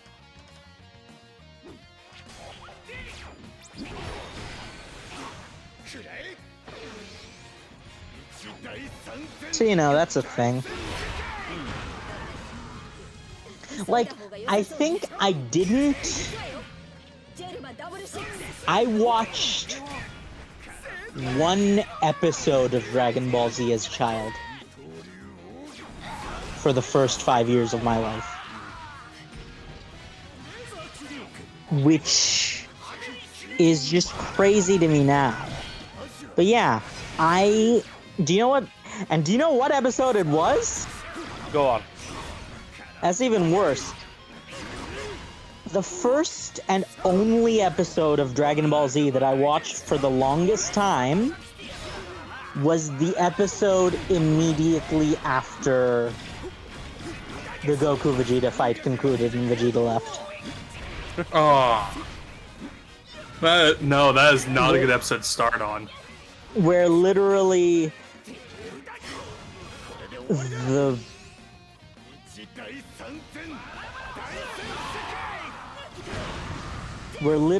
all that would occur for the entire episode was Goku talking to Bulma, Krillin, and Gohan in, like, the plane. The wasteland, yes. No, they weren't in the wasteland anymore. They were on a plane. Oh Going wait, back when from you the when you wasteland. say a plane, you mean the thing that flies in the air? Yes, not Okay. the flat surface. Okay.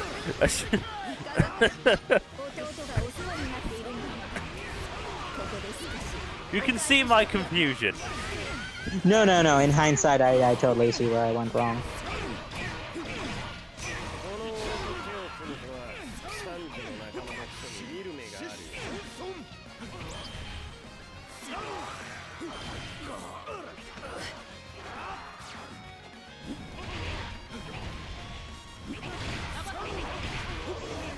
But yeah, so I don't know why I liked Dragon Ball. I think I just liked the idea of them so much more than I liked the series themselves. It's to the point where, like, I watched that episode, and then okay. Are you guys familiar with? I'm sure you've seen the meme videos. Like, we've posted them occasionally.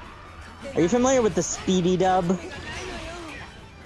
of the Lord Slug movie? No, but I imagine it is hilarious. And we will quote everything it says. Yeah, I don't know where that dub came from or why it happened. All I know is that was a ridiculous dub. Oh, I have another story from my time as a child and my weird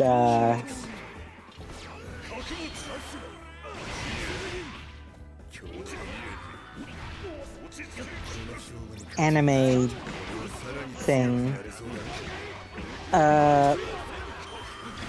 I did not watch the Western dub of Digimon.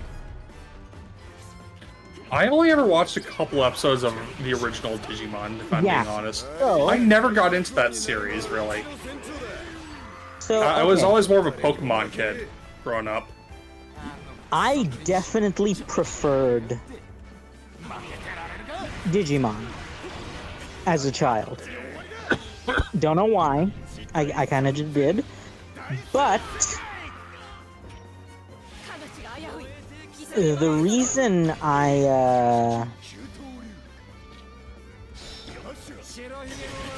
considered Digimon so good was because I watched, I believe it was the Taiwanese English dub. Oh boy. which it was in English, accented English, but that's still English. But the interesting thing about that is that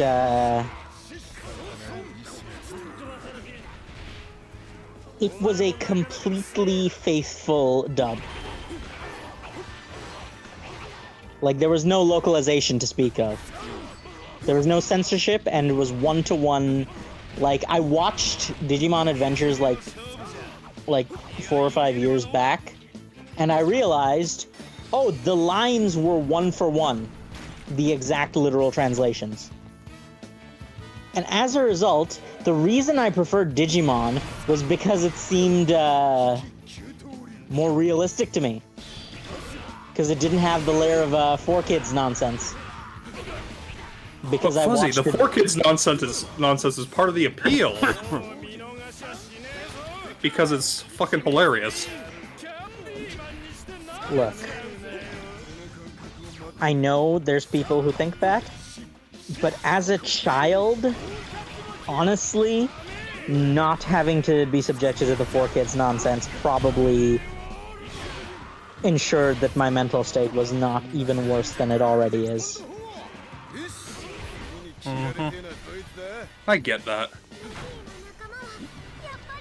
I mean, as always, I remind you that I, as I said, watched Yu-Gi-Oh! 4Kids dub, and then learned that there were these books about that were also Yu-Gi-Oh! That I could read.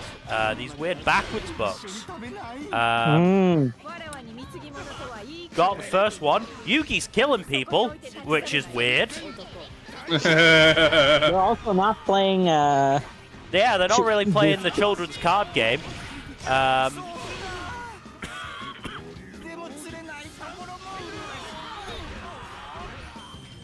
Yeah, there's In the Kaibaland arc, there was this weird fucking kid that couldn't stop groping Taya, who is called Anzu in this weird book. Yeah, I really did not appreciate whenever they did major name changes, with the exception of maybe Pokemon, because they already did the name changes in the games first. Right? I can forgive 4Kids for changing the names in Pokemon, but I really I don't like the fact that 4Kids had this obsession with trying to make sure they obscured the fact that it was a Japanese property as much as possible. But then we wouldn't have gotten the gloriousness that is Joey Wheeler from Brooklyn. Look, Brooklyn Rage! yes, but that's also why we had Sanji from Brooklyn. That was considerably less enjoyable. I'm pretty sure the Sanji- voice directing for that was just awful. I don't think there was voice directing in general. I think they just gave them a script, a cue card, and just called it a day. And yet, some of those actors actually gave it their A game. Which is honestly kind of sad, because it makes you feel bad for them. No, I cried. One of the few One Piece episodes that I actually watched as it aired was Barate's the conclusion to the Zoro versus Mihawk thing. Oh god, I remember watching that one. That one was just like, holy shit. This is the good stuff! My man's gave it his A game.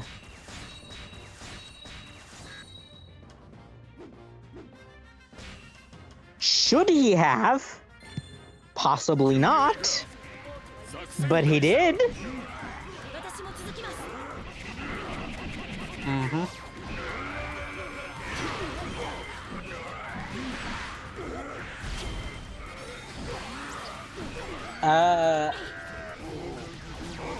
But yeah, Joey Wheeler from Brooklyn and also Sanji from Brooklyn. The most egregious one, however. What, British probably- Bakura? No, British No. Bakura works. No, British Bakura is fine. Actually, Bakura makes more sense. He's like both in his evil form and his twink form. Bakura being British makes just a disgusting Come on, amount Fuzzy, of be sense. real. All forms are twink forms. Nah, the face changes too much for it to be properly twinky. I guess. It's too evil to be a twink. Okay, that I can understand. Well, I don't know. There's like an entire subset of twinks who are considered more attractive because they're evil. Okay, then, in his actual form, evil Bakura is too hunky to be a twink. Yeah, that is acceptable. Yes. Also, something like look. I am much more respectful of Kazuki Takahashi now when I speak of him because I'm aware of how he died. Yes. But did you really think he was gonna get away with Zork, Snake Penis, Necrophades? Did you really think he was going to get away with that? He kinda did. You gotta wonder if, like, he gotten to the point of, like, okay, my manga about a literal children's card game has been going on for a while now. Is anyone at Shonen Jump even fucking reading this anymore? I'm gonna test it with my final arc. I'm gonna include Zork's snake penis and see if anyone mentions anything. Funnily enough, they didn't say anything in the actual manga, but they did, as is tradition, they did change it and had it come out as belly instead. Oh god!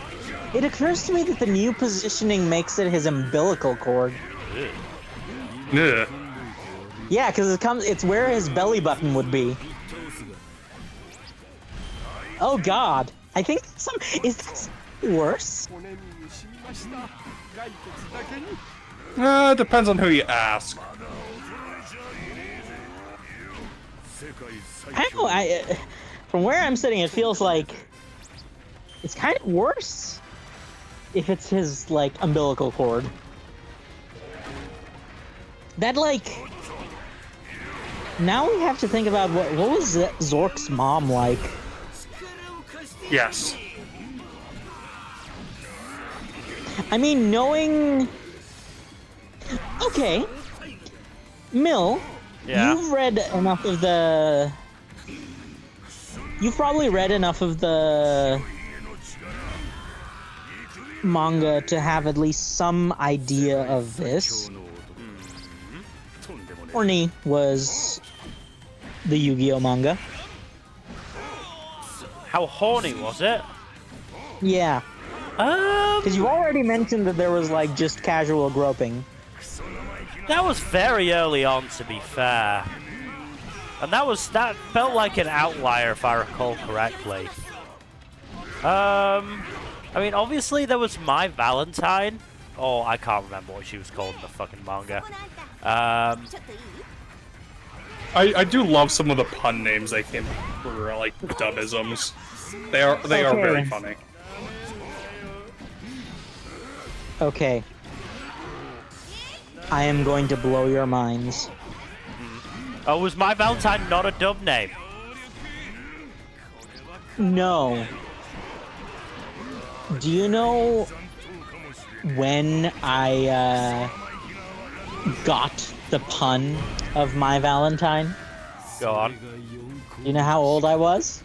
Go on. I was today years old. Oh, Oh my I god. kid you not. Literally, I first got introduced to the character when I was like 9 or 10, and 15, 16 years later, I am someone to whom things happened 16 years ago that are meaningful and rememberable, Yeah. which is just terrifying. Yeah. So, But also, it did not listen. y'all. sometimes you were I'm a too, bit dumb. sometimes you were too close to it. So, you know the wrestler, The Undertaker, Oh, and the I can fact, see where this is going. you know, he, especially when he first started out, he had a manager called Paul Bearer. God damn it. I didn't get the fucking name until I was watching an episode of The Simpsons and somebody said Paul Bearer as in the role in a funeral. I was like, why are they mentioning The Undertaker's manager? Oh, I'm quite dumb. I'm quite dumb.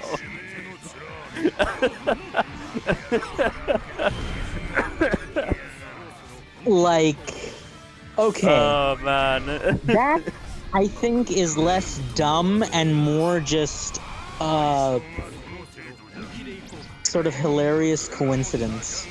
Because, like, let's be real, pallbearers are not generally known to children. No, I was like did a you know what a teenager pallbearer though.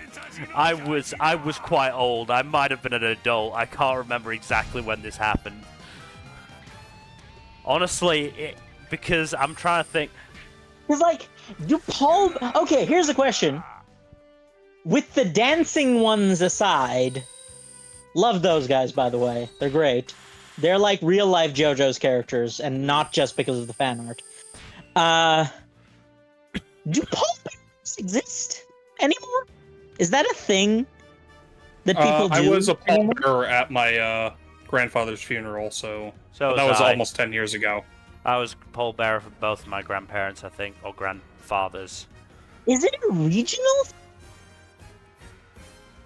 Maybe. I don't know. To be fair, I'm not sure if it was ever actually called being a pallbearer. To be fair, But, like, did you actually, like, carry coffins? yes, Yes.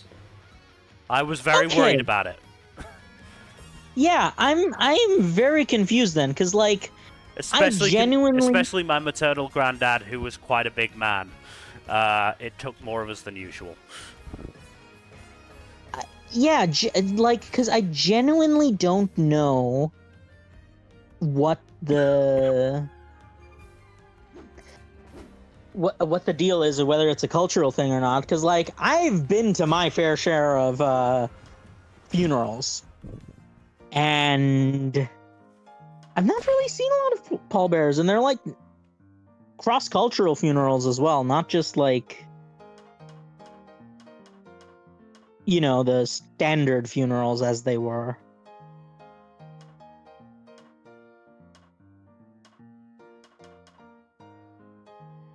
So yeah, I am genuinely curious what the over-under is on that sort of thing. Because, like, it could actually legitimately be just, like, a cultural thing. Hmm.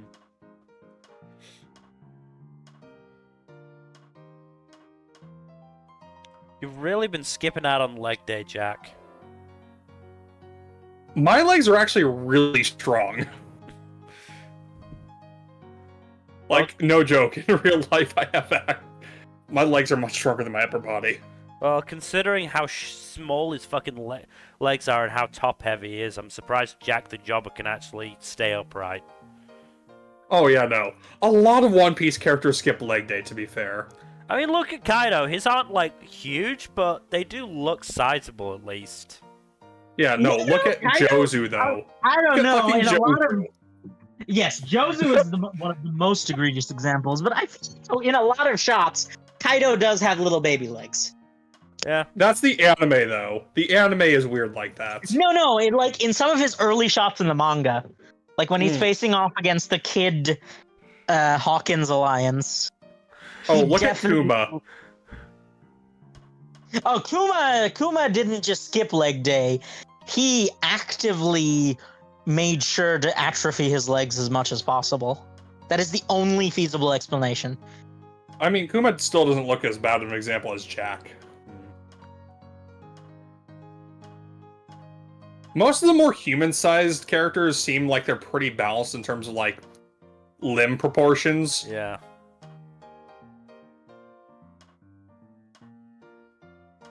It's when you get to the more exaggerated characters that Oda just, like, goes ham on. Beige isn't great.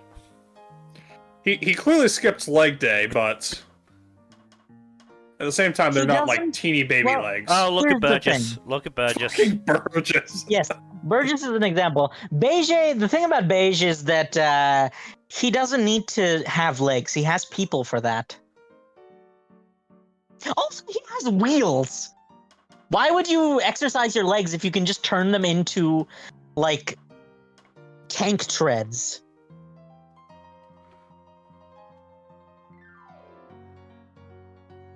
He, like, legit just doesn't need them.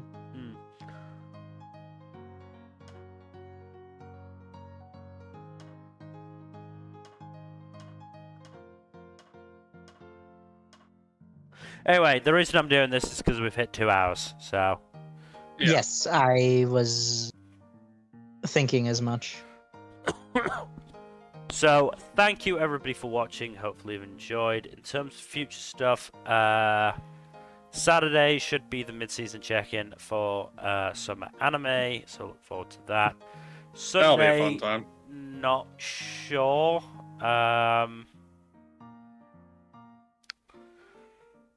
mean, Fuzzy, are you available on Sunday? Because we're not doing D&D. I will get back. I'll be able to let you know on Saturday, Right. or like, I'll let you know if you're not doing D&D, and if I plan in advance, I think I can be there, Right. so we can do some stuff. Okay. So yeah, if not, then might be able to do Dragon Age Inquisition. Tuesday, fingers crossed, we're gonna try and do some Baldur's Gate 3. Baldur's Gate 3 multiplayer. Okay. How many players is that? 4. Oh, so there's room for me to join. Yes. I was actually worried about that. Yes, I really want to do that, especially since if I'm not streaming, then I'll be able to play co-op. Since even if I crash, I'll just be able to relog. Oh, okay. I'm really looking forward to that. Then that's gonna be a lot of fun. And then next Thursday we'll do something, I'm sure. So that's what you got to look forward to. So again, thank you for watching. Please do give us a follow here on Twitch and all the good stuff on YouTube that I have too much dignity to say. Like, subscribe, retweet, hashtags, things. Like and subscribe if you have not already. Click that bell to get notifications, and so on and so forth. That stuff. And otherwise, we hope to see you on Saturday to talk about some anime. Good night.